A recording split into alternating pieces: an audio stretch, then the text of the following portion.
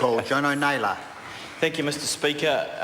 And it's just been great so far to hear the various things that have been said around this room and the level of support that there is from right across the House for this bill to move to the next stage. And I think it's critical for us that we do support bills like this, because I think, as Mr. Clendon said earlier, when it comes to talking about death, when it comes to talking about the effects of death on families and on the general population of our country, I think it's beholden on all of us to take a really mature approach to it, to take a very broad approach to it, and to really just ensure that what we do absolutely serves those people, because that's what we're here to do, is to serve the people of New Zealand, to serve families who have suffered trauma, who have suffered grief, and to make sure that we get processes like this right.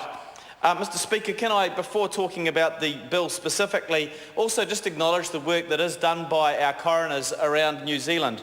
It is not a task, I don't think, that anyone would actually get a whole lot of pleasure about, when you have to investigate and probe and look into sudden or unexplained deaths. You're dealing with very important matters. You're dealing with grief. You're dealing with the feelings of families who've been affected by it. And often you're dealing with really quite unpleasant details as well. And I think those people who, I guess we all have to do different things in our jobs, but at the end of the day, being a coroner, I don't imagine has too much upside at the end of the day, other than knowing that you're going to bring some level of resolution and perhaps some closure for people, and perhaps prevent deaths in the future. So Mr. Speaker, I do just want to acknowledge the great work that is done by those people in serving our country in the way that they do in that regard. Mr. Speaker, yesterday we spoke to the Judicature Modernisation Bill, which was substantially bigger than the one that is before us. And so it was quite nice to see we had 36 pages to get through today rather than the 1,226 we had yesterday. But I think the thing that we have to take into mind as well is that this bill is equally as important as part of our ongoing process for this government to improve our judicial processes, to ensure that they are more efficient and that they are working better, to ensure that we are putting victims, whether it be victims of criminal acts or simply people who are suffering grief through sudden loss, at the centre of what we are doing. And that is very much what this government is committed to doing. We're absolutely committed to ensuring that those people are at the forefront, that we're not just devising processes that suit the professionals that are involved, that we're not just devising processes that suit any kind of administrative tasks or for other people involved in the process, but that we are in fact putting those people who are most adversely affected by these events at the centre of our process. And so, Mr. Speaker, it is really encouraging to see in this bill that we are aiming to streamline the processes for families and for those people. It was, I guess, for me, a little bit disturbing when I was reading through to discover that actually often coroners' cases who are involving an inquest or hearing take over 400 days to complete on average. Now, I know that there's a lot involved, but if you are grieving and you are looking for some answers as to the exact reasons as to why you have lost a loved one, well, 400 days or perhaps 700 days if a further investigation is required is an awfully long time to get some answers. And so, Mr. Speaker, I believe we owe it to those people to improve these processes, and that is what this bill sets out to do. I think we need to ensure that those people who have suffered that level of loss can, in an appropriate manner and an appropriate time, receive the closure that they need. And if there is an outstanding coroner's inquiry, if there's an outstanding inquest, then no matter how much you may have emotionally moved on, there will always be a part that is left open, and it's difficult, I think, for people to have complete closure on that sudden loss of a loved one until that process is completed. And so, Mr. Speaker, as I said, great to see that we are going to be speeding up those processes, and that for the sake of those families who are involved, that we are going to be speeding that up. Mr. Speaker, a number of people have also already talked about, but I want to touch on the issue of the suicide reporting provisions within this bill. I've had both, I guess, the privilege in some respects of working with young people a lot of my working career, and at times that has involved working with teenagers in particular who have either attempted suicide or are planning to, or in different stages of a depressive state of affairs. Mr. Speaker, I've also had have had to deal with, I guess, sometimes the aftermath of events like that as well. And I think it's really important that we do ensure that we keep the young people of our country as safe as possible.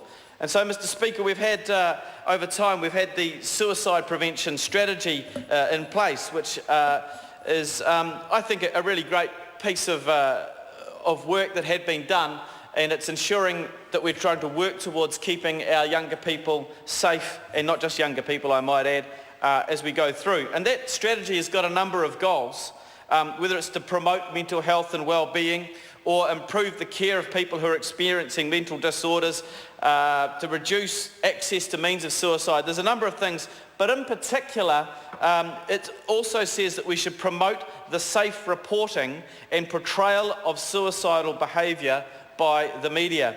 And Mr. Speaker, we do know that there is, in fact, it's been sort of proven that actually if these things are talked about inappropriately in the media, that it can lead to sort of copycat type behaviour from young people. It can lead to sort of at times glorifying the act of suicide. And Mr. Speaker, we need to ensure that that never ever happens. And so I think it's important that we ensure that there are appropriate provisions in place.